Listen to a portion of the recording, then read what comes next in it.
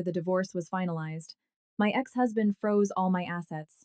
He probably thought I'd be destitute, thrown out on the street, but he never dreamed that I had spent the last 8 years meticulously preparing for this exact moment. And when the whole truth comes out, he will be too shocked to speak. If you're curious about I'll begin my story. The divorce decree felt heavy in my hand. The crisp edge of the paper was a sharp line against my palm. The sterile smell of the Manhattan family court blended with the cold, conditioned air in the hallway, making my mind unnervingly clear. It wasn't the clarity that comes after you've cried until you're empty, but the cold, sharp clarity of someone who has spent countless silent nights figuring out how to move forward. My now ex-husband, Julian Croft, stood there with the chiseled arrogance of a statue. He had deliberately worn the charcoal gray suit I despised. In the 8 years we were married, any day he wore that suit was a bad one. It meant a tense gathering with his family, where they nitpicked my every word, or a business gala where I was expected to stand behind him like a beautiful, silent ornament. He smirked, his lips curling into a cold line as he glanced at me. Out of respect for what we once had, I don't think for a second I've left you a life raft. His voice was low, but each word landed like a stone. I didn't answer. I knew that when he spoke like that, a sharp, cutting action always followed. Julian slipped his copy of the decree into the inner pocket of his suit jacket, the movement slow and deliberate as if savoring a small victory. Then he stepped closer. His warm breath touched my face, but his words were ice. The joint Amex Black you used was canceled yesterday. I had your phone number unlinked from the bank accounts, and I've closed the account where I deposited your monthly allowance. I lifted my head. I gripped the corner of the papers with 2 fingers, the edge digging into my skin. I made my voice tremble, just slightly, like a woman whose only life preserver had just been snatched away in a raging current. Why? Why would you do this? Julian tilted his head, as if he'd just heard the most naively stupid question. What do you mean, why? It means that from this moment on, you don't have a single dime to your name. He said it bluntly, without evasion. I've already had the locks on the Upper East Side townhouse changed. I had the housekeeper pack a few of your things and leave the box with the doorman. Oh, and about your parents out in New Jersey, I hear the bank has been calling them non-stop. Something about that loan they took out 6 months ago to bail out your brother's disastrous tech startup? Each word was not just an attack on me, but a calculated strike at my family's most vulnerable point. My parents were living on a small pension in the house they had spent their lives paying for. My younger brother's startup had imploded, dragging the entire family into a mire of debt. I had been quietly trying to manage the problem for years, not just out of concern for my parents, but because I knew that if Julian ever caught a whiff of my weakness, he would fashion it into a noose and tighten it around my neck. He took a step back and crossed his arms, his gaze raking over my face as if looking at something about to shatter. I'm just curious. How will you survive without me? Sleep under a bridge? Or maybe you'll all huddle together in that house before it goes into foreclosure? Go on, beg me. He leaned in. Neil. Maybe I'll feel a moment of weakness and toss you a few bucks for a room in a flophouse. A few people walking by glanced in our direction. Their passing stares stopped, pricking us like needles. I lowered my head, my shoulders shaking gently, making it look like I was stifling a sob. I knew Julian savored this feeling of power. He was addicted to watching others shrink at his feet. But he was wrong. I wasn't trembling with despair. I was trembling from the sheer effort of holding back the cold, triumphant laugh rising in my throat. 8 years. For 8 years as his wife, I had learned to stay silent when blamed, to be still when interrupted, and to smile when insulted. Julian thought it was submission. No. It was reconnaissance. I was measuring his every breath, documenting his habits, his weaknesses, and every person who stood in his shadow. I had been patient, like someone in a dark tunnel, tapping every single brick to find the way out. I lifted my head, my eyes precisely as moist as I had calculated. Did you really have to do this? Julian let out a triumphant laugh. Consider it a lesson in reality, Eliza. He bent down, his voice growing sharper. The reality is, without me, you are nothing. The paperwork is done. Now get lost. Don't stand here being an eyesore. With that, he turned away. His back was straight, his stride as decisive as someone who had just thrown out a bag of trash. I stood perfectly still, watching until his black Cadillac Escalade was swallowed by the river of traffic, its taillights vanishing. Only then did I brush a hand across my eyes. There was only the faintest trace of moisture, tears I had forced. I picked up the small roller bag beside me. It was absurdly light. I knew Julian's men had packed it with a few old clothes and trinkets. He would never have let me take anything of real value. He wanted me broke, hungry, and desperate enough to come crawling back. I walked out of the courthouse. For a while, I wandered like someone with nowhere to go. I stopped at a convenience store, dug a few coins from my pocket, and bought the cheapest bottle of water. As the cold liquid ran down my throat, my mind became even clearer. I felt a pair of eyes on me from a distance. Julian was even more cautious than I thought. He'd had me followed. I took out my smartphone and, with a feigned air of desperate habit, opened my banking app.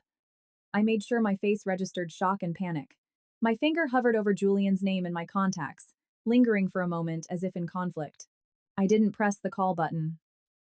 I sighed, picked up my suitcase, and started walking again. Somewhere, someone was recording this moment. They would report back to him that I was on the verge of collapse. I went down into the subway. As the train rattled past station after station, I left the gleaming skyscrapers of Midtown behind, heading toward the older, grittier neighborhoods of the outer boroughs. I didn't go to my parents' house. I couldn't. If Julian heard I had turned to my family, he would use them as hostages. I knocked on the door of a first-floor apartment in a small walk-up building.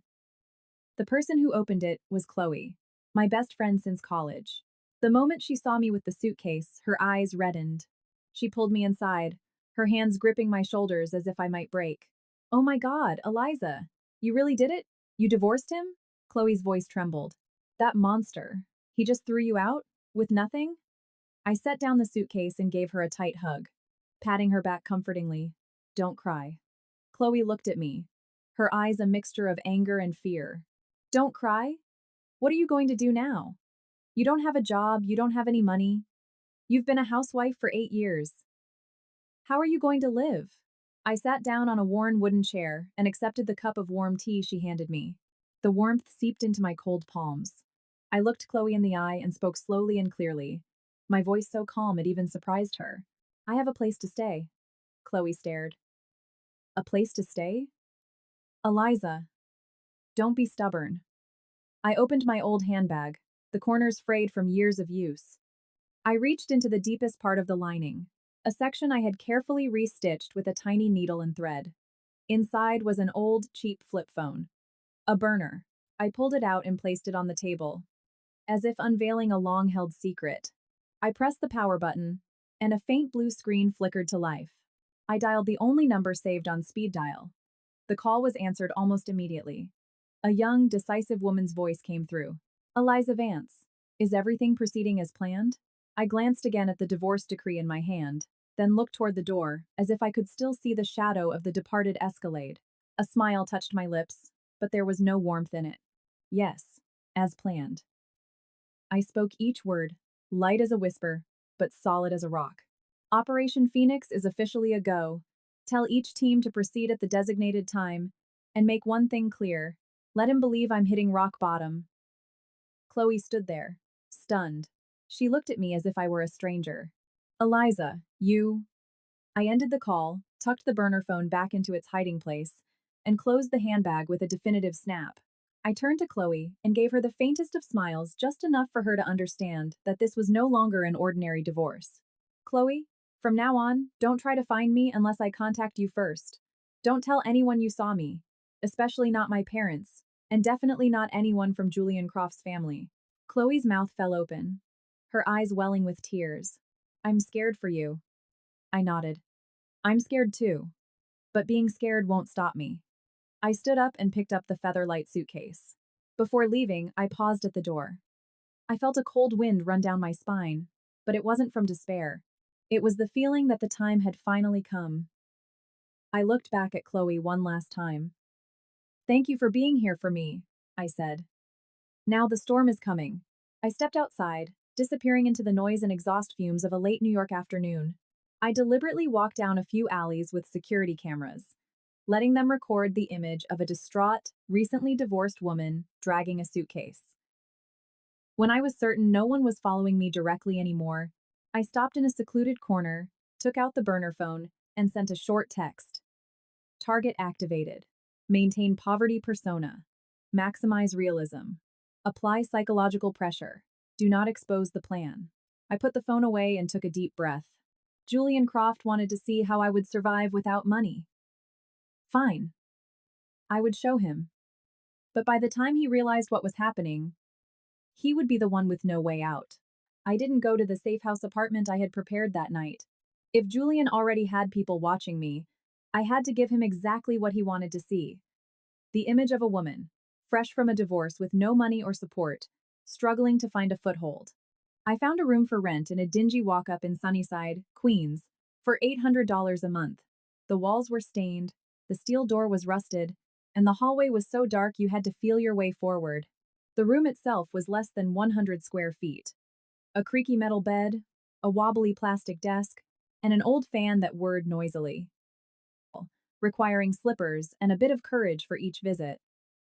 I set down my suitcase and looked around. The dampness of the space made my skin crawl, but I calmly made the bed, wiped down the desk, and opened the window for ventilation. I knew that somewhere, a lens was recording this scene. A woman who had lost everything, but was still trying to maintain a shred of cleanliness. In their eyes, it would look like meaningless pride. In my eyes, it was part of the plan. Every action had to be natural enough and convincing enough. The next day, I dressed in a faded t-shirt and old jeans, my hair tied back in a low ponytail, no makeup. I went to a small mental health clinic in Midtown. At the reception desk, I spoke with a slightly hoarse voice and an anxious gaze. I have an appointment. My name is Eliza Vance. I sat across from a therapist named Hannah. I told her a carefully edited version of the truth. 8 years of financial control, neglect, severed relationships, a loss of confidence, a loss of direction. I wasn't lying. Not completely. I just wasn't telling her everything. Hannah listened and took notes. Do you feel like you've lost faith in yourself? I looked down at my hands and nodded slightly. Yes. My voice was barely a whisper. The session lasted an hour. When I left the clinic, I had a letter confirming that I was receiving psychological counseling. That piece of paper would serve as an excellent cover and shield for the 8-year gap in my resume. If necessary, I could use it to explain my life as a housewife in a reasonable and sympathetic way. That afternoon, I went to a cheap diner and ordered the $12 daily special. I ate slowly, occasionally glancing at my phone as if waiting for a text. I knew all of this would be reported. Eliza Vance is eating a $12 meal. Eliza Vance is looking at job search websites. Eliza Vance looks exhausted. It was only when I returned to the room in Queens that I took out the burner phone. Everything is going smoothly, I texted. The reply was immediate. Surveillance team is still in place. Job search and therapy session confirmed. He seemed satisfied. I smiled faintly. Good. A man who believes he controls the board is a man who lets his guard down. 3 days later, I received a call from a mid-sized media company with an office in Long Island City. It was an interview offer for an executive assistant position. I had never applied there. I knew immediately it was bait. Julian wanted to see how I would react to an opportunity that seemed just a little too good for my current situation. I went to the interview. That morning, I chose the most presentable outfit from my suitcase, but it wasn't new. I used a little concealer to hide the dark circles under my eyes, but left a hint of weariness. In the interview room, 2 men asked sharp questions. You have an 8-year gap in your resume. We need someone who has been consistently building their career. I lowered my head and said in a small voice, I understand. I'm just hoping for a chance to start over. I deliberately emphasized the word chance. I answered the questions correctly, but not brilliantly. I intentionally feigned nervousness at a few points. I knew the report going back to Julian would be, Eliza Vance. Skills are average, lacks confidence, not competitive. The interview ended with a perfunctory handshake. I left the building. The midday sun beat down on my face. I paused on the steps and took out the burner phone. Bait test successful. It was his man. Media company has ties to Croft Enterprises. Continue intel gathering. That evening, my mother called. Eliza, is it true? Did you really get a divorce? Her voice trembled over the phone. I could almost hear the sound of the fan whirring in the background of her house. Yes. His mother called. She said you didn't know your place. She said you have nowhere to go. I gripped the phone tightly. Mom, I'm fine. I'm staying with a friend. I have $200 I can send you. My chest tightened. My parents lived on a small pension. $200 was not a small amount for them. I don't need it. Mom. Eliza, don't be proud. I took a deep breath. Mom, please, just listen to me for a second. Don't answer any more calls from that family.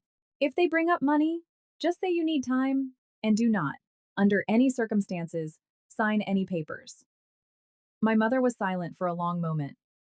What are you planning, Eliza? I stared at the water-stained ceiling of my tiny room. It looked like a gray, faded map. I'm just trying to live, Mom. I hung up and leaned my back against the wall. If Julian thought I would break down hearing my parents' worried voices, he was wrong again. It was because of them that I couldn't afford a single mistake. A week later, the first whispers about the project Julian was pouring a massive amount of capital into began to surface. A short post on a financial forum raised questions about the legal status of the land for a planned development site north of the city. The post was deleted almost instantly, but it was enough to get a few small-time investors talking. I read the news on my locked-out smartphone. My mind was calm. I wasn't the one who had spread the rumor. I just knew that the rumor would appear at exactly the right time. That night, in my 100-square-foot room, I sat on the metal bed and opened my old laptop. The faint blue light illuminated my face.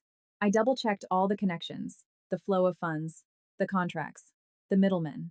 Everything was in place, like chess pieces waiting for a light touch. I didn't sleep much, but I wasn't tired. The next morning, I went to a local market and bought vegetables that were on sale. I deliberately haggled over a few cents, my voice a little louder than usual. The vendor laughed sympathetically. I let them pity me. Pity is the best camouflage. In the afternoon, I accidentally ran into Julian's mother, Eleanor, outside a high-end department store on Madison Avenue. She was walking out with her friends, dressed in a stunning designer dress, her hair perfectly coiffed. When she saw me carrying a cheap grocery bag, she stopped. Her eyes slid down my body from head to toe. My, if it isn't Eliza. Her voice was a sharp high note. What is my former daughter-in-law doing here? Her friends whispered among themselves. I bowed my head and said nothing. I hear you were thrown out of the house. I didn't answer. Eleanor took a crisp $100 bill from her purse and held it out in front of me, as if giving charity. Take this. Buy yourself a decent outfit. Don't go around embarrassing our family. I looked at the bill, then at her. My heart beat slowly. I had to be not too strong and not too weak. I gently pushed her hand away. Thank you for the thought, but I can't accept it. My voice was quiet but clear. I don't need your money anymore. The air around us froze for a few seconds. Eleanor faltered for a moment, a flash of anger on her face. I bowed my head in a gesture of farewell and walked away.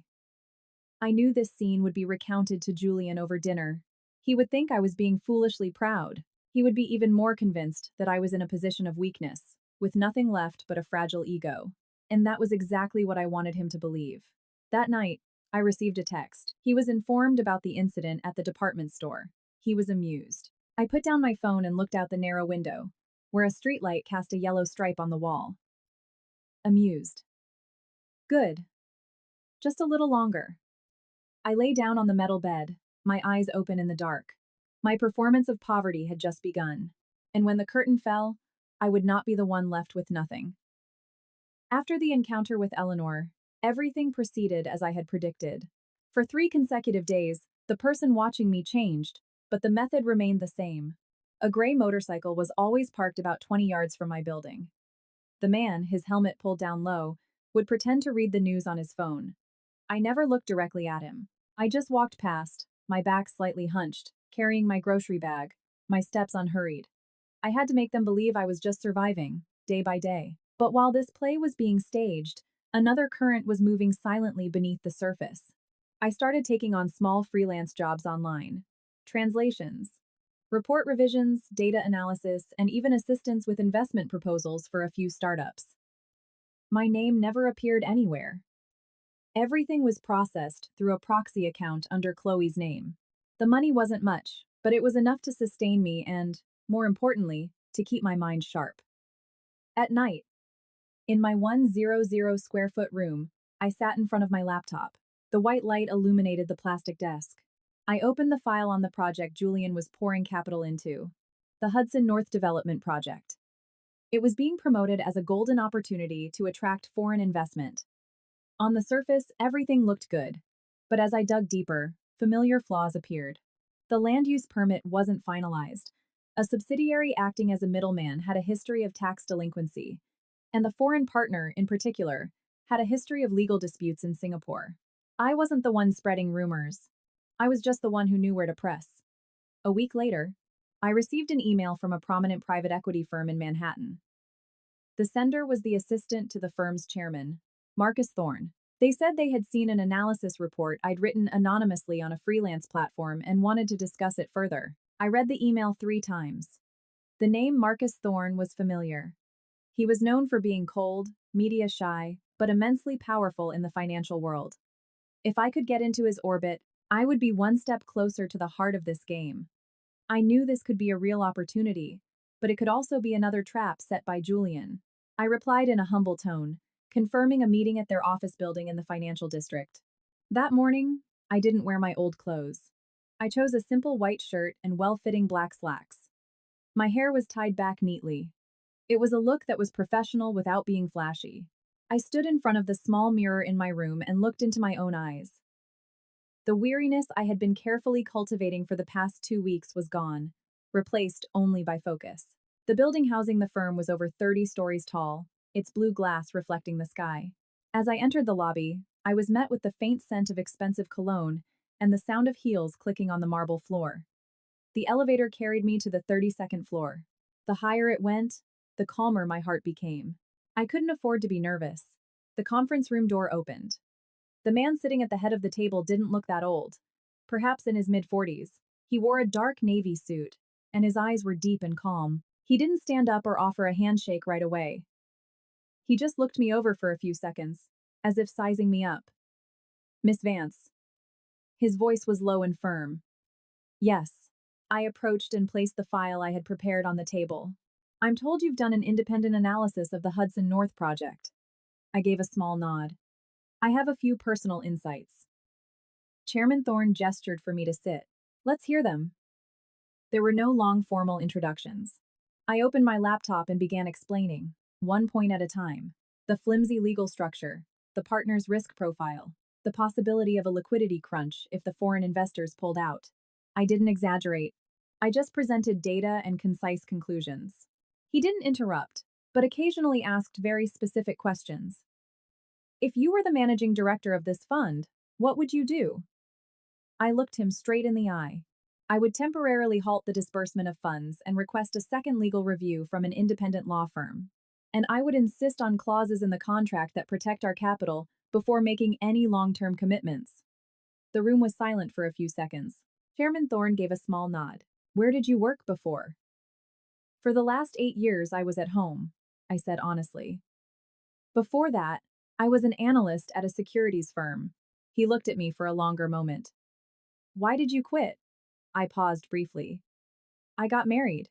He didn't ask any more questions. His gaze seemed to understand more than what I had said. The meeting lasted for almost an hour. As I stood up to leave, Chairman Thorne stopped me with a single sentence. "Have you considered working with me?" I tried not to show my surprise. "In what capacity?" "As an independent consulting analyst, to start. A 3-month contract. If you perform well, we'll talk about what comes next." 3 months. It was enough time to dig deep, to access data I could never touch on my own. "Yes, I'll do it," I replied in a calm voice. He smiled faintly. "Then let's start next week." When I left the building, the sun was blindingly bright on the asphalt of Wall Street. I walked slowly, like someone who had just finished an ordinary interview. But in my mind, a door had already opened. That night, I returned to my room in Queens as usual. I still stopped at a cheap diner, still paid in cash, and still walked past that gray motorcycle. I still made them believe that nothing had changed.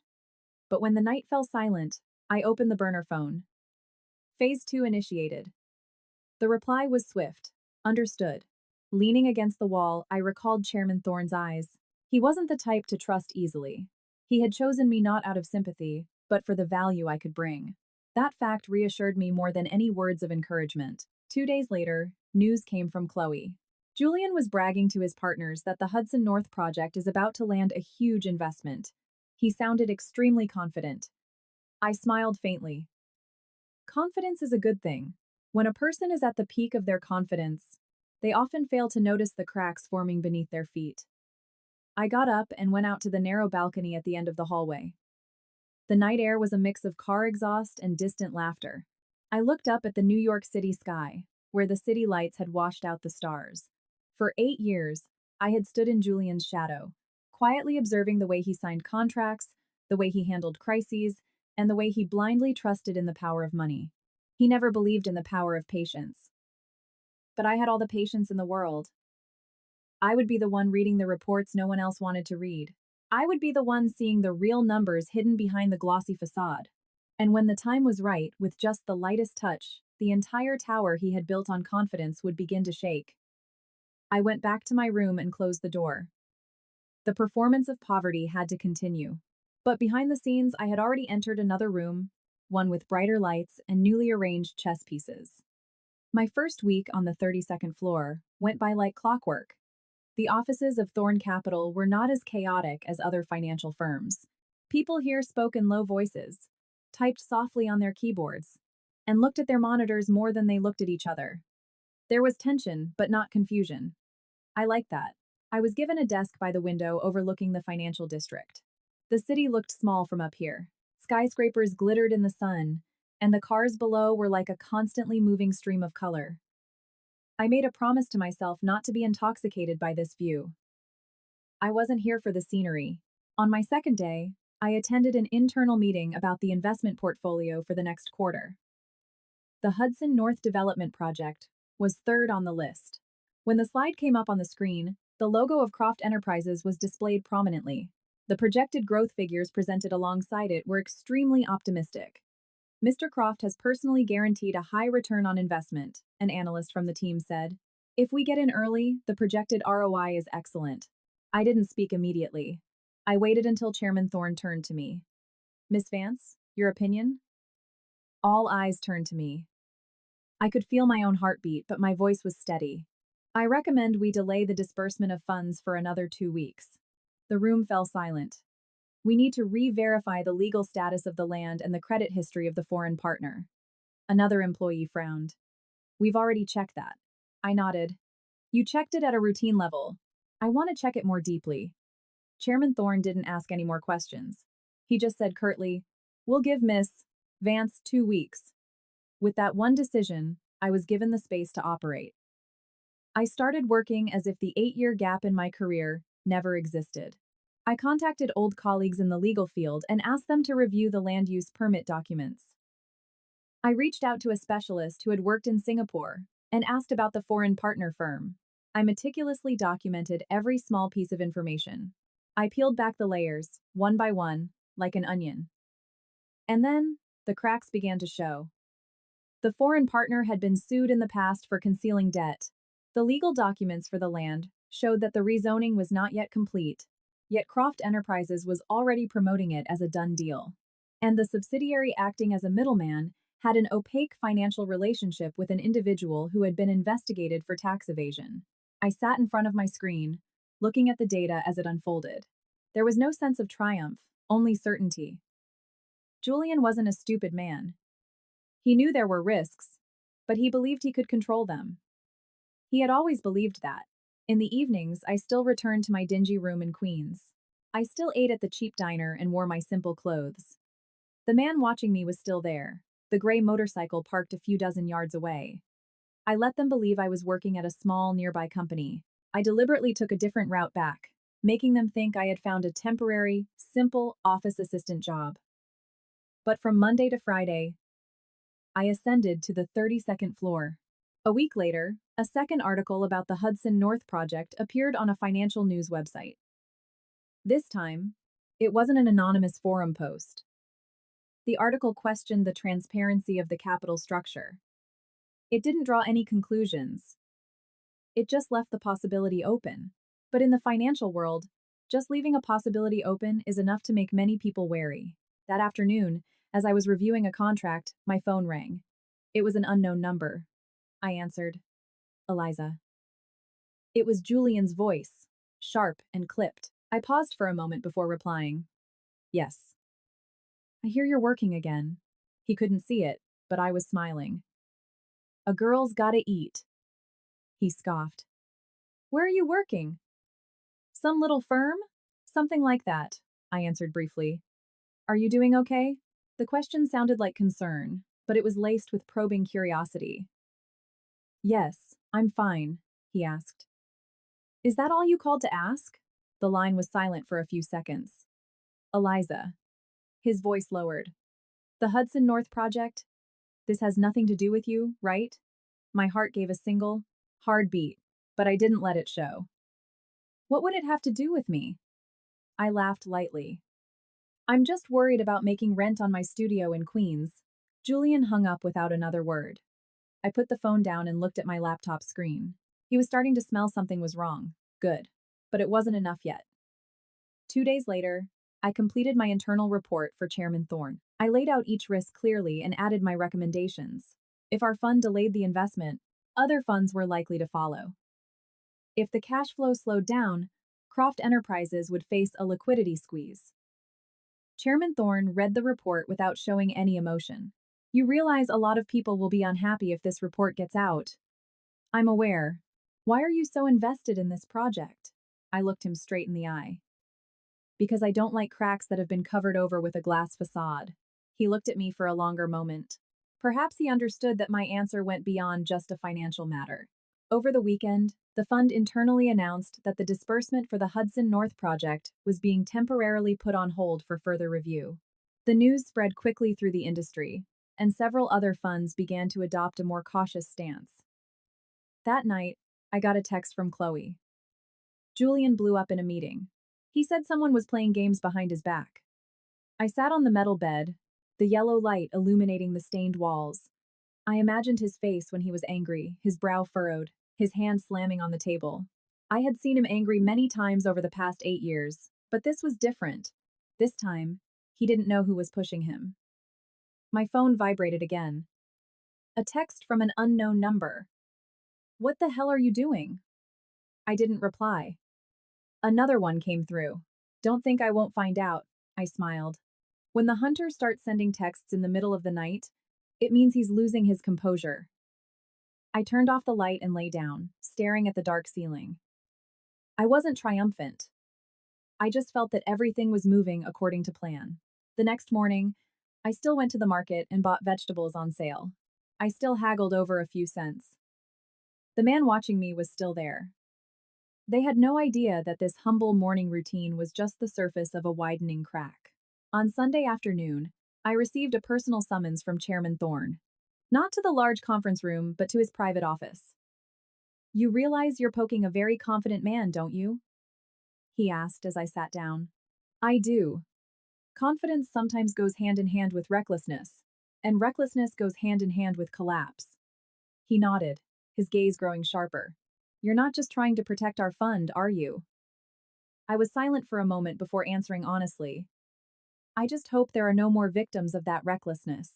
He didn't ask any more questions. I'll be keeping a close eye on this project, he said. Keep up the good work. As I left the 32nd floor, I knew I had taken another step forward. The crack was already exposed. With just a little more pressure, the glass would shatter. That night, I stood outside my building and looked up at the night sky. Julian had wanted to see how I would survive without money. I would show him, but what he would soon be seeing was not my destitution, but the cracks spreading throughout the empire he had built. I could feel the change in the air from the beginning of the week. On the 32nd floor, meetings grew longer, and emails flew back and forth more frequently. And out there, in Julian's world, the signs of trouble were no longer just whispers. On Monday morning, just as I arrived at the office, the internal phone rang. Eliza, my office. Chairman Thorne's voice was curt. I walked into his office. The glass door closed, creating near-perfect soundproofing. He placed a file in front of me. Their cash flow is starting to tighten, he said. I didn't need him to say the name to know it was Croft Enterprises. Two of their main banks have requested additional collateral. I quickly flipped through the pages. The numbers didn't lie. When Thorne Capital put its funding on hold, other investors had followed suit. The promised capital was tied up, but the costs for site preparation and legal consulting were still mounting. Several partners were demanding payment earlier than scheduled. Will they be able to raise the funds? I asked. Chairman Thorne leaned back in his chair. It's possible if they get additional capital from their foreign partner. But what if that partner is also feeling the pressure? He didn't finish the sentence. I understood. A liquidity squeeze is like a small crack in a wall. At first, no one pays it any mind. But if water seeps in for long enough, the entire wall will crumble. That night, I got a text from Chloe. Julian is scrambling for cash. He's telling everyone it's just a temporary crunch that will be over by the end of the month. I stared at the screen, my heart unmoved. Julian was skilled at raising money. He had connections, a reputation, and the kind of confidence that made people believe him. But a reputation is like a stock. Once trust is shaken, its value can plummet faster than anyone expects. 2 days later, a major financial newspaper published a cautious analysis of the Hudson North project, emphasizing the need for legal transparency. There was no accusation, no conclusion. It just asked questions. But sometimes questions are more dangerous than accusations. In the afternoon, my phone rang. It was Julian. I answered. What is it? His voice was no longer as relaxed as before. Eliza, where are you working now? I told you. A small firm. A small firm with access to a major private equity fund? I paused for a moment. Do you really think I'm capable of that? He let out a ragged breath on the other end of the line. You're ruining me. I'm just worried about making rent, I replied lightly. How could I possibly ruin you? The line was silent for a few seconds. Then his voice dropped. If you need money, I can give it to you. I cut him off. I don't need it. I could hear him grinding his teeth. Eliza, don't be foolish. I'm not being foolish, I said slowly. I'm just surviving. I hung up before he could say another word. My hand wasn't shaking. I didn't feel victorious or triumphant. I just felt like the gears were turning as they should. That weekend, I was invited to attend a private meeting with 2 banking executives. The topic was reevaluating the risk level of several real estate development projects in the region. The name of Croft Enterprises came up multiple times. One banker said bluntly, "We don't want to tighten the credit line, but if their cash flow doesn't recover in a timely manner, we'll have no choice but to take action." I just listened. I didn't interject. I understood the mechanism. When banks lose trust, they don't need to make a scene. They just change the terms of the contract. And the new terms can suffocate any company short on cash. In the evening, I returned to my room in Queens as usual. I still turned on the whirring fan and washed vegetables in a small plastic basin. The man watching me was still there, but I knew he had heard the rumors too. He probably knew his own employer was in trouble. I opened the burner phone. Phase 2. Sufficient pressure applied. Stand by for contingency plan. The reply came back. Contact made with independent legal team. Documents related to the subsidiary can be released if necessary. I didn't reply right away. I looked at my shadow cast on the wall by the open window. Releasing the documents meant accelerating the process. But I didn't want everything to collapse too quickly. I wanted Julian to remain confident that he could still raise the funds. When people have hope, they tend to pour more money into a deeper hole. The next morning, I received a direct call from Julian. He suggested we meet at a quiet cafe in Soho. I arrived on time. He was already there. He looked a bit thinner, with faint dark circles under his eyes, but his gaze was still sharp. You look okay, he said, trying to sound nonchalant. I'm breathing. He scoffed. Eliza, what do you want? I don't want anything from you. Don't play games with me. He leaned forward. If you're behind all this, stop. I can give you enough money to live comfortably for the rest of your life. I looked down at the black coffee in front of me, then lifted my head. You told me I was nothing without you. He flinched. I'm living without you, I continued. Isn't that enough? The air between us grew taut, like a guitar string. You think you can beat me? He asked, his voice low. I'm not playing a game to win or lose, I replied. I just don't want to be a chess piece anymore. He was silent. For the first time, I saw not contempt in his eyes, but a flicker of genuine unease. I'll get through this, he said, as if trying to convince himself. Good luck. I stood up first. As I left the cafe, I didn't look back. That night, Chloe's texts came in a flurry. Julian is selling a contract review. I sat on my bed and took a slow breath. The liquidity squeeze was tightening around him. I knew this was only the beginning of the storm. And when the real storm hit, it wouldn't be cautious articles or private meetings. It would be stark red numbers, a deluge of phone calls, and sleepless nights. I put down my phone and stared at the stained ceiling. Julian had wanted to see me on my knees, begging. Now, I didn't want him on his knees. I just wanted him to understand what it feels like to lose control. The official news broke on Tuesday morning. No more cautious, a concise notice from the largest commercial bank financing the Hudson North project. They demanded that Croft Enterprises provide additional collateral within 10 business days. If not, they would adjust the company's credit limit. The news only took up a small corner of the business section, but among investors, it was like a metallic bell ringing in a quiet room. I sat in my 100 square foot room in Queens and read the news on my phone. Beside me, water was boiling in a small pot. I didn't smile. I just put down my phone, lifted the lid, and added a pinch of salt to the water. My outward appearance still had to be this humble. In the morning, I still walked to the corner and bought a $5 breakfast sandwich. I still paid in cash and still bowed my head to say thank you. The gray motorcycle was still parked a few dozen yards away. The man in the helmet still pretended to look at his phone. I knew he had also read the news this morning. I knew that somewhere, Julian was starting to receive uncomfortable phone calls. The atmosphere on the 32nd floor was completely different. It was no longer cautious vigilance, but confident action. Chairman Thorne called an emergency meeting with the analysis team.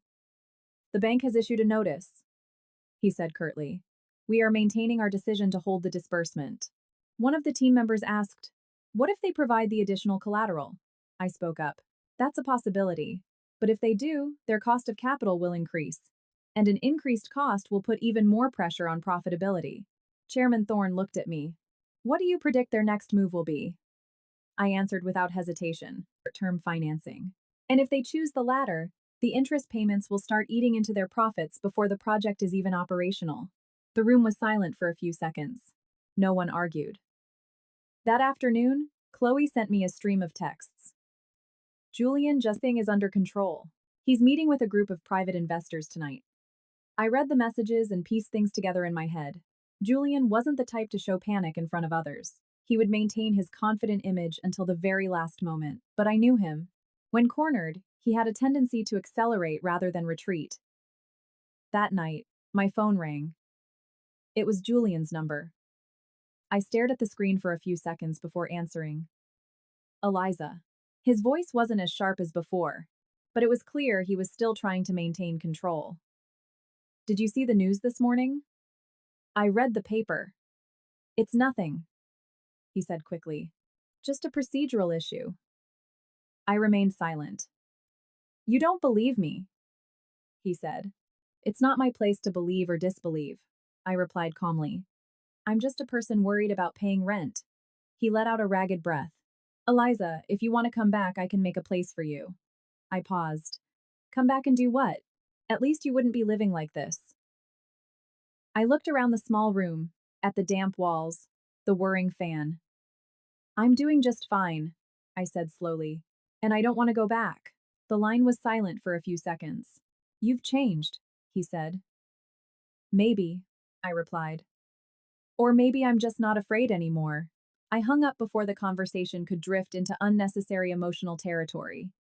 2 days later, the second piece of news broke.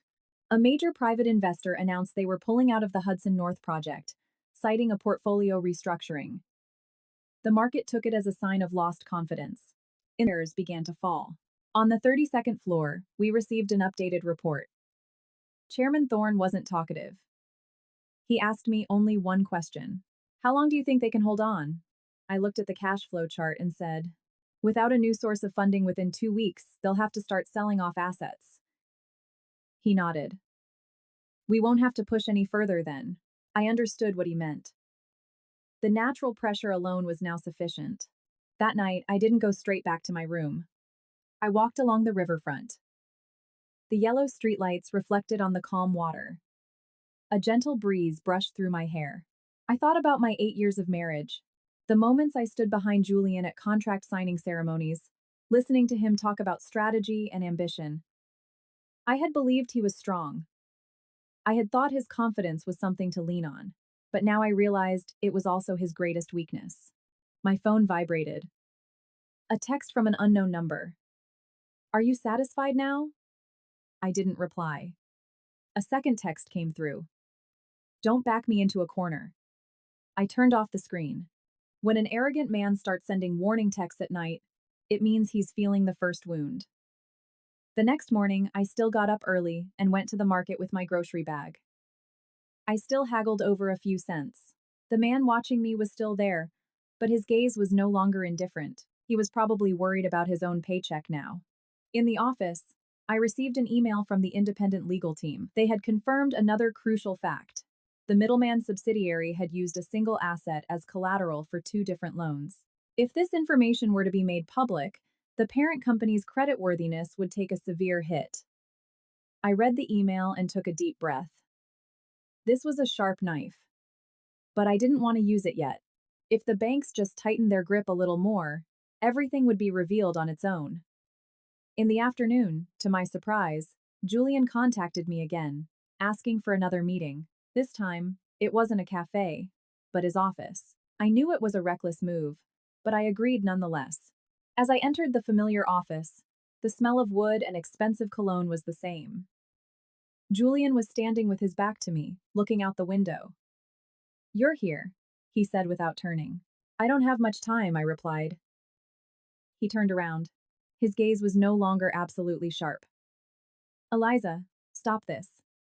Stop what? He came closer. You know what I'm talking about. I looked him straight in the eye. I haven't done anything. He let out a short, harsh laugh. You think I don't know? I was just the person standing behind you, I said slowly. I know where you're strong, and where you're weak. The air between us felt heavy. You want me to fall, he said. I want you to understand what it feels like to lose control, I replied. He was silent. For the first time, I saw not confidence in his eyes, but the shadow of real fear. I'll get through this, he said as if trying to reassure himself. I don't doubt your abilities, I said. But this time you're not the only one controlling the board. I turned and left the office without waiting for his response. As the elevator doors closed, I looked at my reflection in the metal wall. I didn't see the image of an abandoned woman. I saw a person who had walked out of the darkness on her own. The first wound had been inflicted, and I knew the next ones would not be light. After the meeting in Julian's office, I knew one thing for certain. He no longer saw me as a pitiful ex-wife or a chess piece that could be swayed with a little money. He had started to see me as an official threat. That day, his eyes held not just anger, but also caution. And when a man accustomed to control becomes cautious, he does one of 2 things. He either retreats, or he attacks harder. I knew Julian would not retreat. 2 days later, the first sign of his counterattack came. Chloe sent me a message in the middle of the night. Julian is spreading rumors in the industry. He's saying that speculators are deliberately manipulating the media to devalue the project. My name hasn't come up yet, but he's looking for a scapegoat. I read the message in the dark room, my only light the streetlight filtering through the window. I wasn't surprised. When people can't find a specific target, they create an imaginary enemy. But I knew that if he found even the smallest clue, he would latch onto it and never let go. The next morning, when I arrived on the 32nd floor, Chairman Thorne was already aware of the rumor. There's some chatter, he said curtly as I sat down in front of him. Your name hasn't been mentioned, but there's talk that someone who knows the company's internal structure is involved. I looked at him. Are you suspecting me? Chairman Thorne looked me straight in the eye. I'm only interested in the data. He placed a hand on a stack of documents. And the data says you weren't wrong. I gave a small nod. That was what I needed. Not blind trust, but trust based on the value I had created. But at the same time, I understood that the game was changing. If Julian felt cornered, he might use tactics I hadn't anticipated. That afternoon, my mother called, her voice more shaky than usual. Eliza, his parents just left. I shot up from my chair. What did they do? They said you're deliberately trying to ruin Julian's business. They said if you don't stop, they'll sue you. I gripped the phone tightly. You didn't sign anything, did you? No, my mother's voice cracked. But I was scared. I closed my eyes for a moment. This was what I had expected. When he couldn't touch me directly, he would try to get to my family. Mom, listen to me. I said slowly and clearly, one word at a time. No one can sue you for this. If they come back, call the local police. Don't say another word to them. My mother was silent for a few seconds. What in the world are you involved in, Eliza? I took a deep breath. I'm protecting myself. I hung up, my heart still pounding. I had been prepared for a head-on confrontation in the business world, but when my family was dragged into it, controlling my emotions wasn't easy. That night, I sent a message on the burner phone. Activate family protection protocol. Intensify internal media monitoring. No public response. The reply was swift. Understood. 2 days later, the real tipping point came. A second bank notified Croft Enterprises of a credit limit adjustment. It wasn't a complete cutoff, but it was enough to trigger a domino effect. Partners started demanding upfront payments. Rumors began to circulate that several high-level executives at his company were already sending out their resumes. On the 32nd floor, we continued to receive updates. Chairman Thorne called a short meeting. This is a critical moment, he said. If they can't secure funding within 10 days, they'll have to start selling off key assets. I looked at the cash flow chart. The red lines were getting thicker. He won't sell easily, I said. He'll try to protect his image until the very last moment. Chairman Thorne looked at me. Do you still think you're an outsider in this game? I knew the question wasn't a reprimand. It was a reminder that I was now so deep in this that I could no longer pretend to be uninvolved. Late in the afternoon, Julian called. This time, his voice had lost its composure. Eliza, what the hell do you want? I don't want anything. I, I, I, I, I, I, I, I, I, I. Don't lie to me, he snarled. The second bank just tightened the credit line. You think that's a coincidence? I was silent for a moment. You told me I was nothing without you, I replied. Are you now saying I have the power to do all this? He let out a ragged breath on the other end. You're getting revenge. I'm just not saving you, I said lightly. There's a difference. A few seconds of silence followed. Eliza. His voice dropped. I could lose everything. I know the feeling, I replied. You already gave me a taste of it. I hung up. My hand trembled slightly, but not from fear. It was from the realization that I had crossed a line. This was no longer a game of controlling the pace. This was the moment he truly felt the crisis. That night, I didn't go straight back to my room. I sat on a bench by the river, watching the cars go by. I thought about the past, about the days I had waited for him to come home late, the times I had remained silent when he ignored me in front of others, the moments I had believed that patience was the way to protect my family. I didn't regret what I had loved, but I no longer wanted to live in that shadow. My phone vibrated. A text from Chloe. Julian just had an emergency meeting. He's decided to put up more of his personal assets as collateral. I stared at the screen, my heart slowing. This was the tipping point. When a person starts using their personal assets to save a corporation, it means they're pouring in almost everything they have. I replied with a single line. Maintain silence. The next morning, the market reacted even faster than I had expected. The rumor about the personal assets being used as collateral spread. No one confirmed it, but it was enough to keep the value floor. Chairman Thorne looked at me after receiving the report. Do you have any regrets? He asked. I looked out the window at the city sprawling under the sun. I didn't push him off the ledge, I said. I just didn't pull him up. He didn't say anything more. That night when I returned to my room, the gray motorcycle was not in its usual spot. I paused for a few seconds. They had either pulled their man, or they had changed their method of surveillance. I opened the door and stepped into the familiar small space. I sat on the metal bed and stared at the stained ceiling. The tipping point had been reached. But I knew that a building doesn't collapse from a single crack. It requires more force, more time, and more pressure from multiple directions. And I knew that every step I took from now on would be more dangerous. The disappearance of the gray motorcycle from the alley was no coincidence. That morning, when I went out to buy my usual breakfast sandwich, I paused. The man in the helmet was gone. The prying eyes from behind a phone screen were gone. The alley was still noisy with the sound of delivery scooters, but I knew one thing. Julian had pulled his surveillance. Either he no longer had the resources to spare on me, or he was focusing all his energy elsewhere. Both possibilities were in my favor. The air on the 32nd floor was heavier than ever. The 8 a.m. internal intelligence update confirmed a major development. The foreign partner in the Hudson North project had sent an official letter stating they would conduct a full review of all partnership conditions before the next transfer of funds. The reason they gave was a very polite one, ensuring transparency and investment security, but anyone in the financial world knew it was a signal of doubt. Chairman Thorne called me into his private office. The foreign partner is slowing down, he said curtly. This is the first domino. I looked at the file on his desk. If they pull out completely, the project will face a severe funding shortage. He nodded.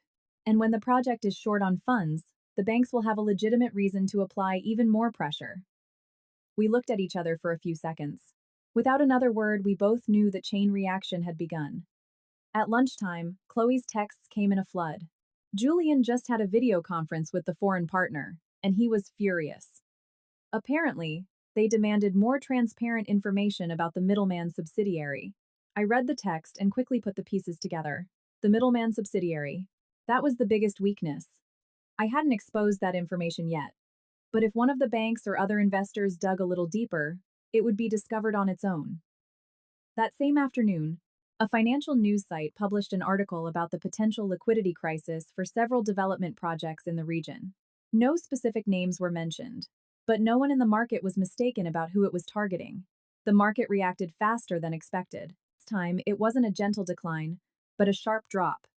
That night, my phone rang incessantly. It was Julian. I stared at the screen for a few seconds before answering. Eliza. His voice was more hoarse than before. What are you doing? I just got off work. Did you see it? He asked. His voice taut like a guitar string. The stock price collapsed. I saw the news, I replied. Are you satisfied now? I was silent for a few seconds. I never set out to satisfy or disappoint you. He let out a ragged breath. Eliza, I could lose everything. I lost everything too, I said slowly. The difference is, I had no one to beg. The other end of the line was silent. I heard him take a deep, shuddering breath. He continued. If you're involved, stop. I'll take care of your family's problems. I'll even pay off your parents' debt. I smiled faintly. You think you can buy my silence with money. You're just angry right now. I'm not angry, I replied. I'm just not afraid anymore. I hung up. For the first time since the divorce, I heard a clear crack in his voice. It wasn't a warning or a proposal. It wimpo. It was the last desperate gasp of a man trying to hold on to something slipping through his fingers. The next morning, the official news broke that the foreign partner was temporarily halting all fund transfers until an independent review was complete.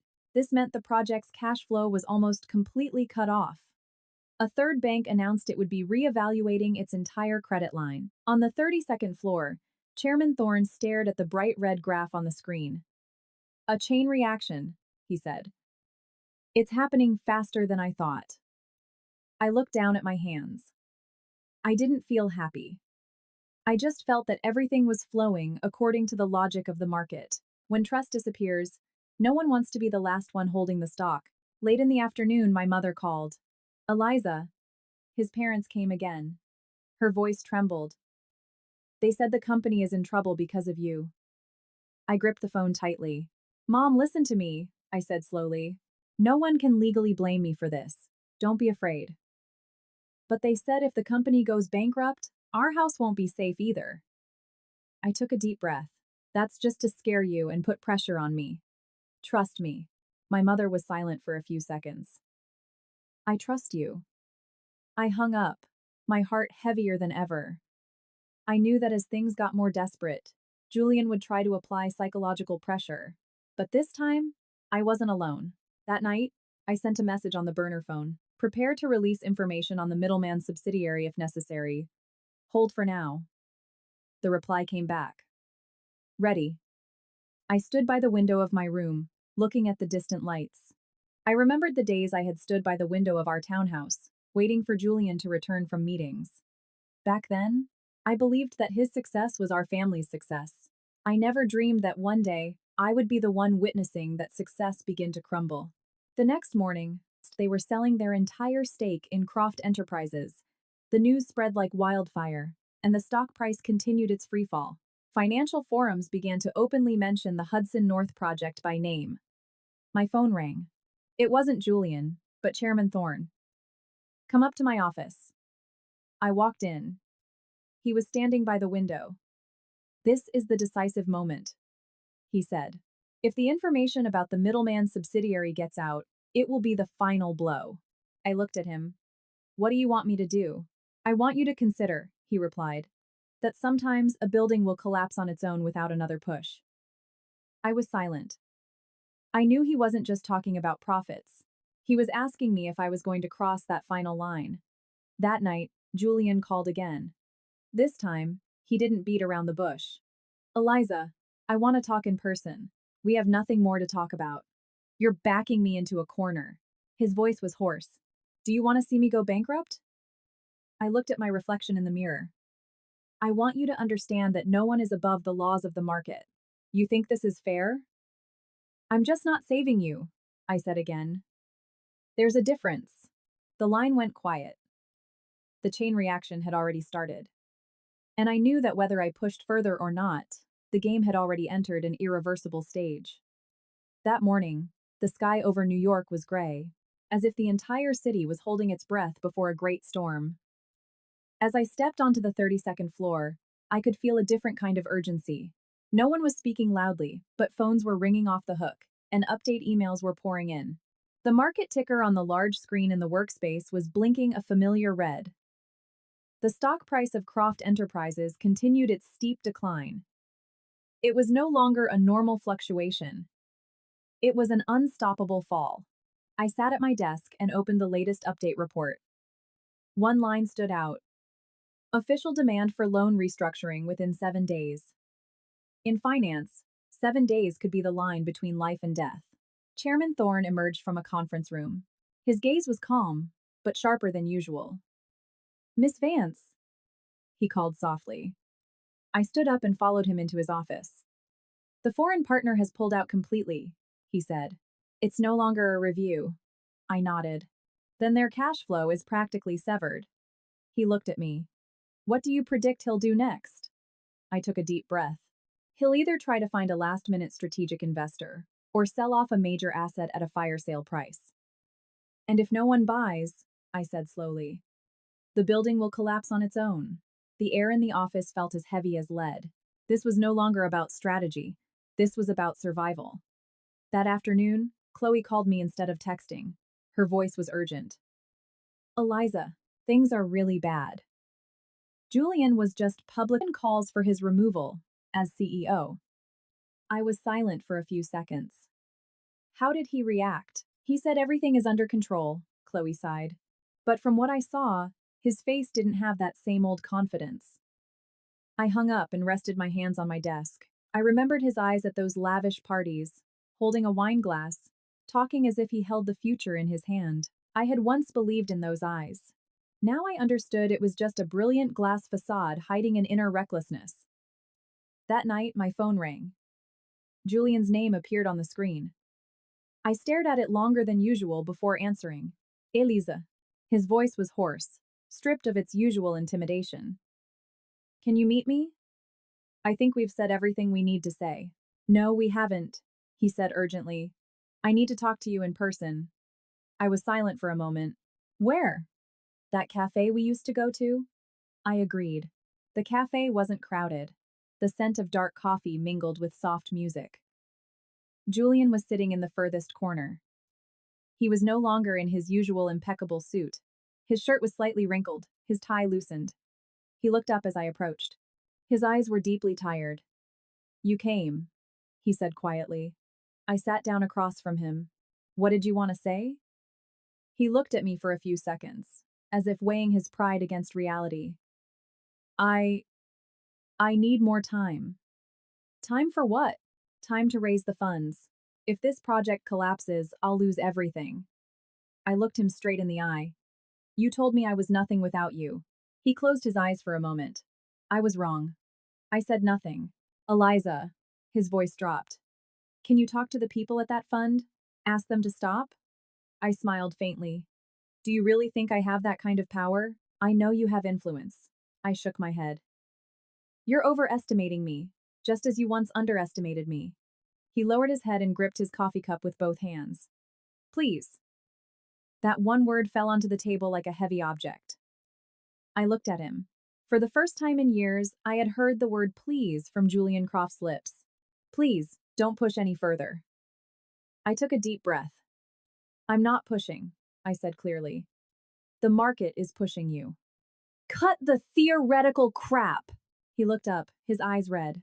If the company goes bankrupt, you know I'm not the only one who gets hurt. I know, I replied. But you also knew about all these risks from the beginning. He was silent. I was standing behind you, I continued. I saw you sign contracts on a shaky legal basis. I heard you say that the risks could be dealt with later. Well, later is now. He let out a ragged breath. Do you want me to get on my knees? I don't want you on your knees, I said. I just want you to understand what it feels like to be cornered. A thick silence fell between us. The clink of a spoon against a cup from a nearby table sounded unnaturally loud. Eliza, he said in a smaller voice. Even if I go bankrupt, you won't get anything. I looked at him for a long moment. I've already lost enough, I replied. I don't need anything more from you. He leaned back in his chair, his eyes more hollow than I had ever seen them. So, this is really it. I stood up. No, I said. It's just time for you to take responsibility for yourself. I walked out of the cafe and into the street. A light rain had begun to fall. I didn't use an umbrella. The cold drops on my face made my mind clearer than ever. That night, the news kept pouring in. A major contractor announced they were halting all work until they were paid in full. The stock price fell again. Rumors flew that creditors were calling nonstop. I sat in my room in Queens, listening to the rain patter on the tin roof. I wasn't happy. I just felt that a circle was closing. My phone vibrated again. A text from Julian. I'm really asking you, please. I looked at the message for a long time. It was his first real plea. But I knew the storm had not yet passed. That morning, I woke up earlier than usual. The rain had stopped, and the air was damp and heavy. I stood in front of the small mirror in my room and looked at my face. The weary look I had deliberately cultivated for weeks was gone. I tied my hair back neatly and chose a white shirt and black slacks. Today was not a day for playing poor. Today was the day everything would be laid bare. When I stepped onto the 32nd floor, the atmosphere was completely different. Chairman Thorne was already there. On his desk was a thick file containing all the legal documents related to Julian's middleman subsidiary. Are you ready? He asked. I looked at the file and took a deep breath. Once this is released, there's no going back. He nodded. The market needs transparency. I knew this was no longer a personal matter. The internal meeting was swift. The legal team confirmed that all the material had been verified through independent sources. There was no fabricated information. It wasn't manipulation or incitement. It was just the truth, rearranged in a clear order. The pressure will double once this information goes public, one of the team members said. I replied, the pressure already existed. Today, that pressure just gets a name. At 10 a.m., the official press release was sent to several major financial media outlets. It wasn't aggressive or sensational. It just listed the facts: the double-pledged collateral, the potential risks, the possible impact on solvency. The market reacted. The stock price of Croft Enterprises went into a vertical nosedive. The phones in our office rang off the hook. The red numbers on the large screen traced a steep cliff, stretching on and on. Chairman Thorne looked at me. This is the final blow. I said nothing. I watched the chart like an EKG that was slowly flatlining. That same afternoon, the news went wide. The banks simultaneously demanded a review of all collateral. Some creditors demanded immediate repayment. The already drained cash flow was now almost completely cut off. Chloe called, her voice urgent. Eliza, Julian's company is in chaos. There are rumors he's been asked to resign. I closed my eyes for a moment. How did he react? He's been in closed-door meetings all morning. I heard the bank demanded to meet with him directly. I put down the phone. In my mind, it was no longer the image of that arrogant man, but of a person desperately trying to hold on to the last remaining fragments. At 3 p.m., my phone rang. It was Julian's name. I knew this call would be different from all the others. I answered, Eliza. His voice was hoarse. You did this. I didn't deny it. I only released the truth. You knew what the result would be. I did. He let out a ragged breath. The bank just notified me. If I can't secure the collateral in 3 days, they'll trigger the loan recall clause. I was silent. Eliza. His voice sank. I am truly begging you. I heard the word begging clearly. It was no longer a mumble in a cafe. This was an official admission. Can't you tell them to give me more time? I can't control them, I said slowly. You should have controlled yourself. I was wrong. His voice cracked. I was too confident. I looked out the office window at the city, moving on as usual. You said you wanted to see how I would survive with nothing, I reminded him. Now you're feeling it. Only the sound of his ragged breathing came from the other end. Eliza. I can't handle this. I closed my eyes. A part of me remembered the early days of our marriage, when we had talked about the future together.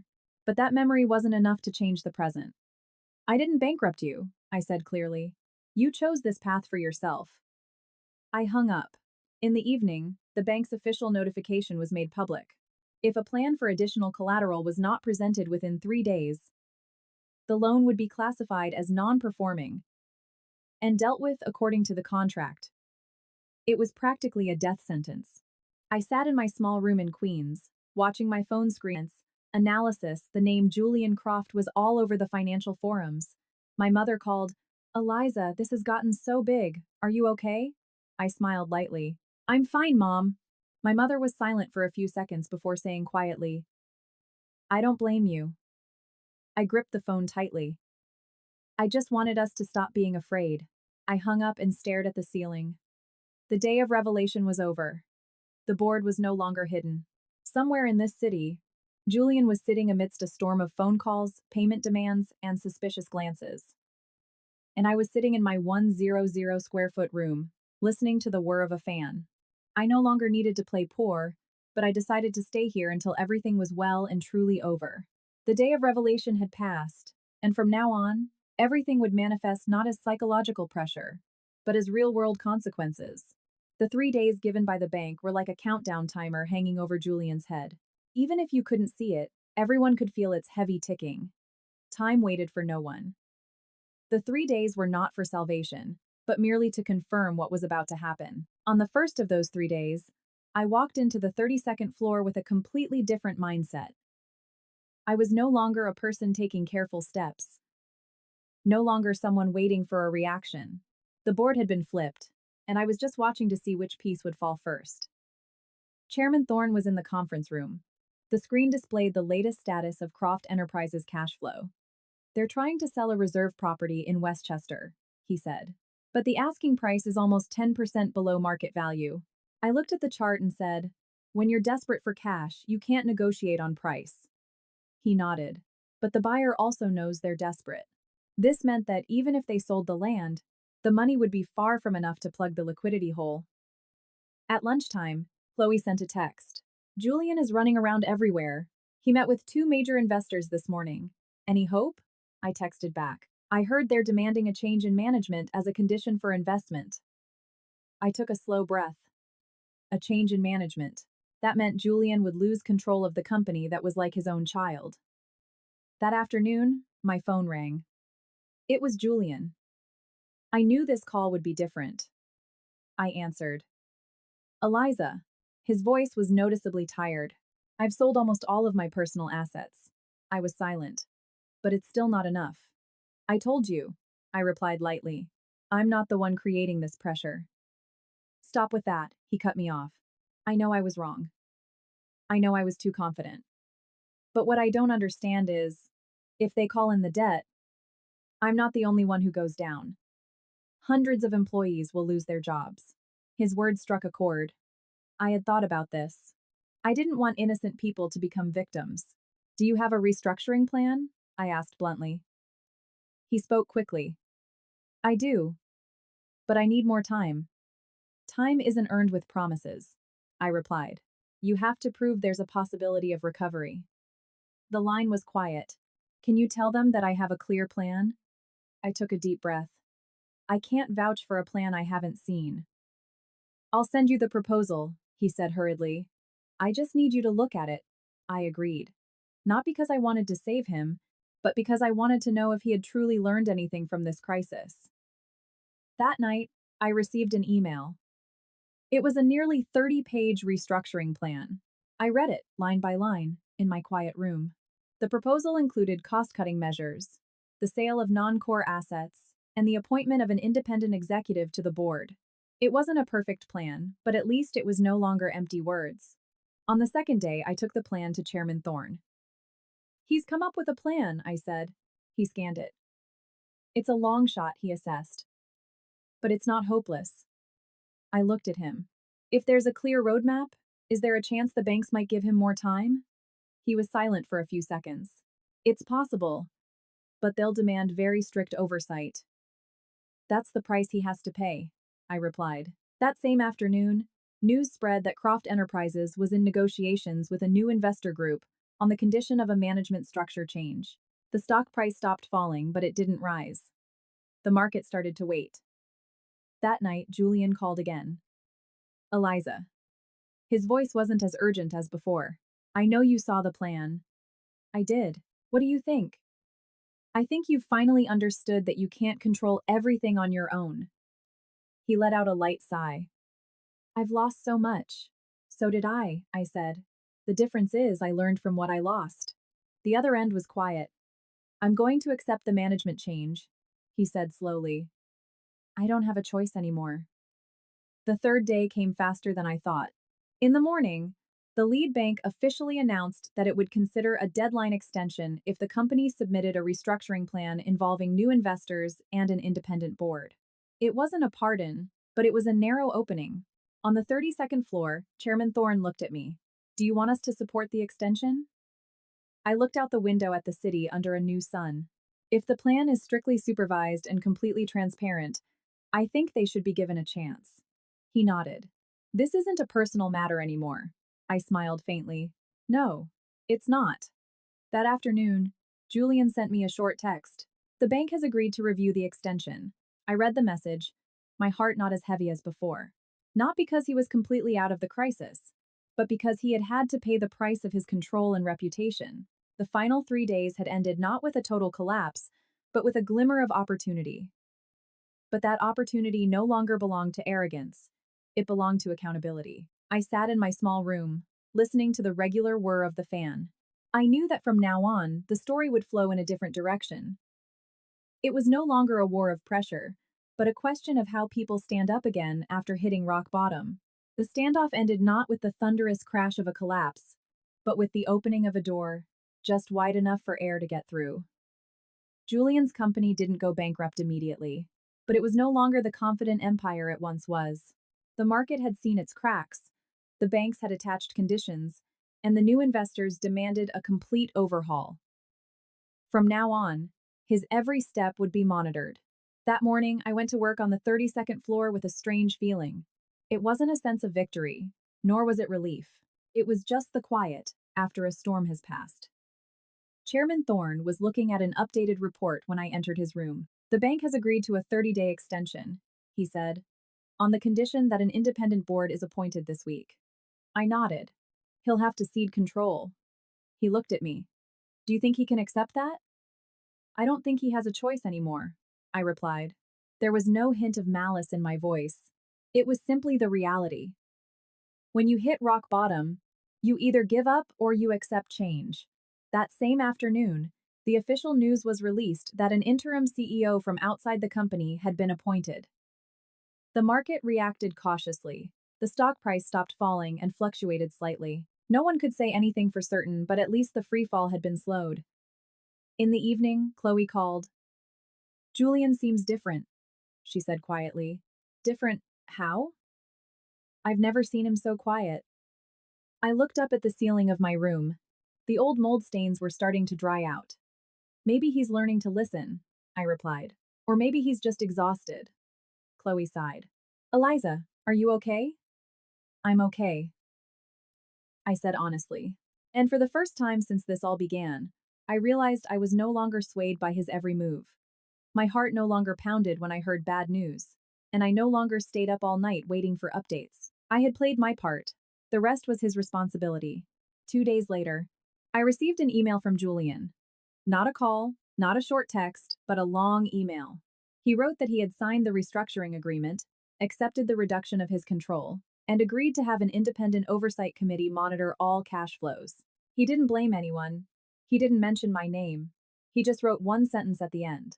I understand now what it means to lose control. I read the email in my office, amidst the white lights and the rhythmic sound of keyboards. I didn't reply right away. I just let it be, like a belated confession. In the afternoon, Chairman Thorne called me into his room. Do you want to continue monitoring this project? He asked. I think my role here is finished, I replied. He looked at me searchingly. You don't want to see it through to the end? I've seen enough, I said slowly. The rest is a process of recovery, not collapse. He gave a small nod. You've grown. I smiled. Maybe. Or maybe I'm just not in the dark anymore. That night, I returned to my room earlier than usual. The familiar alley was still bustling. The sound of children playing, the sputter of a scooter, the smell of food from a small restaurant. I stood in front of my door and looked around. This place was once the stage for my performance of poverty. Now it was just a temporary shelter. I sat on the metal bed and opened my old suitcase. It still contained only a few simple clothes, but I knew my life was no longer contained within that bag. My phone rang. It was Julian. I answered. Eliza. His voice was low, no longer tense. I just finished signing everything. I know. I'd like to see you. I was silent for a few seconds. Why? I want to thank you. I frowned slightly. Thank me? For what? For not pushing me all the way off the cliff. I let out a light breath. I didn't save you. I know, he replied, but you could have chosen a different path. I looked out the window. The yellow streetlight cast a long shadow on the wall. What did you learn? I asked. A few seconds of silence. That money doesn't always solve everything, he said slowly, and that not everyone needs me. I didn't reply right away. That's enough, I finally said. We didn't meet. We didn't need to. That conversation was enough to close a chapter. The next morning, I arrived at the office early. I went out to the balcony on the 32nd floor and looked down at the financial district. The city was as busy as ever. No one knew that an empire had just been on the brink of collapse. No one knew that a woman, once considered nothing, had been behind the movement, but it no longer mattered. I realized I no longer wanted to define myself by someone else's downfall. I wanted to define myself by the path ahead of me. That night, I packed up my room in Queens. I folded the thin blanket, took down the hangers, and wiped the plastic desk clean. As I watched the room empty out, my heart felt lighter than I had expected. It wasn't just Julian who had changed after hitting rock bottom. I had changed too. I left that building on a clear morning. There were no tears, no dramatic scenes. I just pulled my old suitcase, walked out of the alley, and paused for a moment to look around one last time. This had been the stage for my play, the place that had heard me sigh as I read reports through the night, the place that had witnessed the pressure tightening. But now, it was just a station I had passed through. I didn't return to the old townhouse. I didn't look for a luxurious place. I chose a small, quiet apartment near the city with good lighting. Not to prove anything, but to remind myself that I could choose where I lived. On the 32nd floor, my role changed as well. The Hudson North Project was no longer the center of my daily life. The new board was in place, cash flow was being strictly monitored, and the market, while not as hot as before, was gradually stabilizing. One afternoon, Chairman Thorne called me into his room. "You've accomplished a great deal," he said. "I don't think of it as a victory," I replied. "You're right," he nodded. "It's about balance." I understood what he meant. In finance, balance is more important than winning or losing. "Have you considered taking a permanent position with the fund?" he continued. I was silent for a few seconds. "I need some time to think." He smiled. "This time, the time is yours." With those words, it suddenly hit me. For the first time in years, I was no longer being pushed by my circumstances. I had the right to choose. That night, I received a text from Chloe. Julian just held an internal press conference. He admitted to his managerial mistakes. I read the text without any emotional stir. "How did he seem?" I texted back. "Not like before. He's lost a lot of his sharp edge." I put down the phone and looked out from the balcony of my new apartment. The city was unchanged under the lights, but I had changed.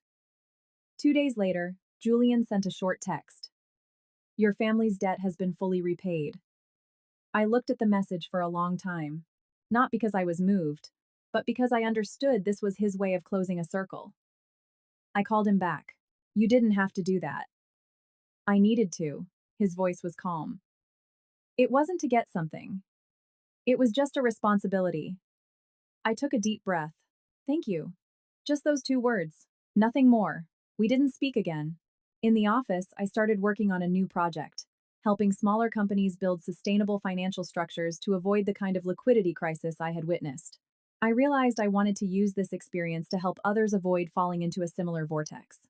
One morning, while giving a presentation to a group from a young startup, I suddenly saw my old self in them, people who trusted one individual so much that they forgot about systems and risks. I told them something I had also had to learn at a very high price. Never bet your entire future on a single person, no matter how brilliant they are. Those words weren't just for them. They were for the me of 8 years ago. Over the weekend, I was invited to speak at a major financial conference. My name was on the list of speakers as a risk analysis expert. When I stood on the stage under the white lights, I no longer felt like I was standing in someone's shadow. I was standing on my own, and I wasn't afraid. After the conference, people came up to shake my hand. Among them was a familiar face. It was Julian. He was wearing a simple suit, no longer with any hint of flamboyance. "Hello," he said. "Hello," I replied. We stood facing each other in the crowd. There was no more tension, no more anger. "I heard your presentation," he said. It was very clear. "I was just speaking about what I've learned." He nodded. "I'm relearning too." I looked at him for a few seconds. "I'm glad to hear that." We didn't say anything more. There was no need for apologies or dredging up the past. Some things were understood well enough without being repeated. As I left the convention hall, I stopped on the steps and took a deep breath of the night air. I remembered that day in the cold courthouse hallway, holding the divorce decree. From then until now, everything had been a steep curve. I was no longer a woman who trembled in the face of threats. I was no longer a person living to prove something to someone. I walked down the steps and blended into the crowd. The city was still bright, the cars still moved, and life went on. But for me, this was the first moment I had truly stepped into the light. Not out of someone else's shadow, but from my own. I had thought this journey would end in a great explosion, with one side completely destroyed and the other standing victorious on top. But as I left the convention hall that night, I understood that not everything follows a movie script. There were no fireworks, no dramatic revenge plot. There were just people who had hit their own limits and had been forced to change. In the weeks that followed, my life slowed down to a strange new pace. No more incessant phone calls in the middle of the night. No more bright red graphs dominating the screen. I still worked at the fund, but I was no longer focused on the Hudson North project. I was assigned to lead the risk assessment team for new investments. The job required absolute cool-headedness and objectivity. And for the first time, I found myself doing it calmly, without mixing in any personal feelings. One morning, Chairman Thorne came to my desk. "Have you thought about my offer?"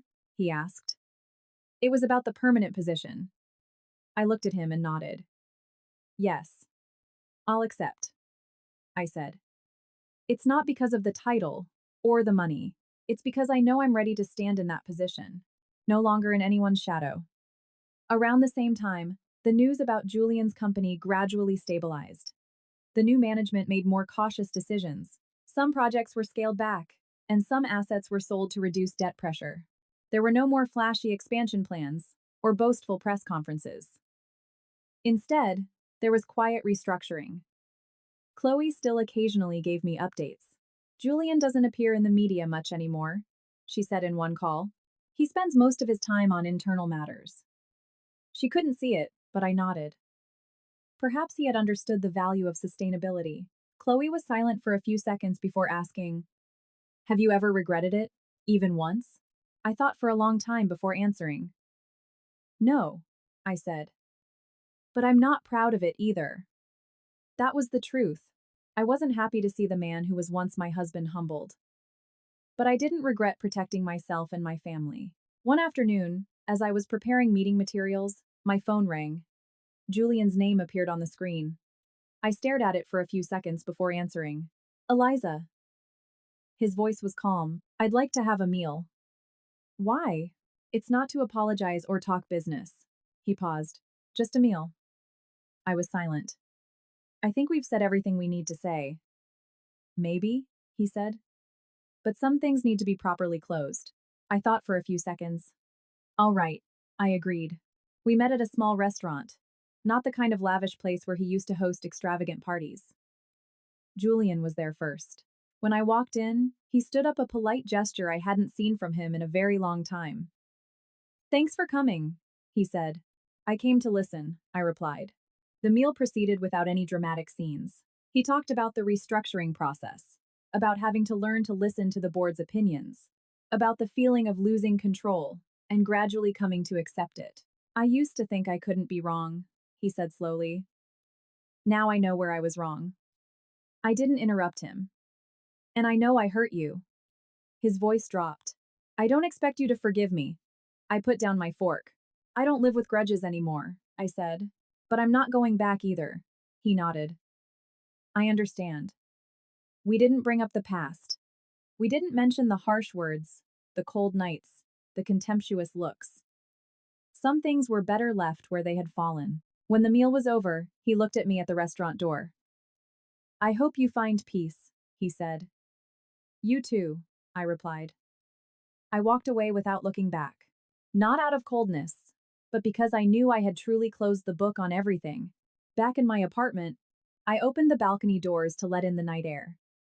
I remembered the first days after leaving our home, my mind filled with confusion and self-blame. If someone back then had told me I would be where I was today, I wouldn't have believed them. Now, everything was no longer about war, or revenge, or proving a point. It was just the journey of two people who were once entangled, who had hurt each other, and who were now growing. I looked down at the lit-up streets, listening to the distant sound of cars. Life went on, stopping for no one. And I knew the final part of this story was not about collapse, but about realization. Some storms pass through to destroy. Some storms pass through to make people build again from the ground up. But some storms target not houses or money, but arrogance and the illusions we build for ourselves. When my storm was over, I was not standing on ruins. I was standing in the middle of an empty lot, able to decide for myself what to build next. One morning, towards the end of the year, I was in my new office at the investment fund. The small nameplate on my desk was unassuming, but it was enough to remind me that I had come a long way. I was no longer the neglected wife from my old marriage. I was no longer the person who quietly calculated every step to turn the tables. I was just myself, a person with experience, scars, and a calmness forged in a storm. The Hudson North Project gradually stabilized. There were no more reckless expansion plans or articles praising incredible growth rates. Instead, there were clear financial reports, regular oversight meetings, and slow but steady progress. I was no longer directly involved in the project, but I sometimes read the reports, not out of curiosity, but because I wanted to see if the lessons had been properly applied. One weekend afternoon, I went to visit my mother. The small house was the same, but my mother's face looked much more relaxed than before. "You look so different these days," she said as we sat drinking tea. "How so?" "More confident, but not so heavy anymore." I smiled. "Maybe I've finally learned to let things go." My mother looked at me for a long time. "Letting go is a good thing, but don't let your heart become hard." I nodded. I understood what she meant. That having gone through pain shouldn't mean closing off my heart. That night, I received a text from Julian. It wasn't an apology or a proposal. It was just a photo of a company conference room, with the sentence, "First meeting with the new board. Learning from scratch." I looked at the photo for a few seconds before replying, "Be patient." That was all. Nothing more, nothing less. I no longer felt a flutter or discomfort when his name appeared on my screen. Just a sense of peace. My life no longer revolved around proving something. I started making time for the things I had put on hold. I took an advanced course in risk management. At night, instead of staring at stock charts, I read books. I went for a jog every morning, feeling my own heartbeat instead of the market's volatility. Once, a young colleague asked me, "Aren't you afraid of failure anymore?" I thought for a moment before answering. "I am, but I don't let that fear control me." That's the biggest thing I learned. Not how to beat someone else, but how to not be ruled by fear.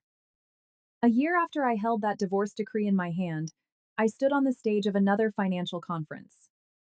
This time, I didn't tell my personal story. I talked about risk management, liquidity, and the dangers of over-leveraging. But in every sentence, I knew I was speaking from my own real experience. When the conference ended, a young woman approached me. "Could you give me one piece of advice?" she asked. "Don't ever let anyone make you believe that your worth depends on them," I replied. She smiled. As I watched her disappear into the crowd, I suddenly saw my own self of 8 years ago in her eyes. That night, I stood on my apartment balcony, looking out at the illuminated city. The wind gently brushed through my hair. I thought about the journey I had taken. From a neglected wife to a person who quietly prepared, step by step, and a person who was calm enough to know when to stop. I don't regret what I loved.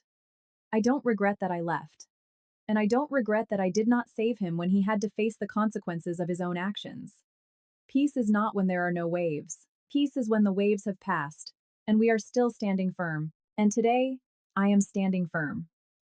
This is a fictional story I created based on emotional fragments of life. I use an AI voice to narrate the story to the audience and help them learn good life lessons through it. The characters in the story do not represent any specific individuals. The lessons that can be learned from this story are as follows. First, never bet all your worth and future on another person, no matter how brilliant they are. Second, in business or marriage, transparency and risk management are more important than blind confidence. Third, when faced with a crisis, look at yourself and accept change rather than blaming others. Fourth, protecting yourself does not mean revenge. Sometimes, it's just about no longer shouldering the responsibility for someone else. Fifth, true peace comes when you let go of grudges and move forward with maturity. Thank you for listening to this story to the end. May we all remain vigilant in the face of ambition, strong in the face of storms,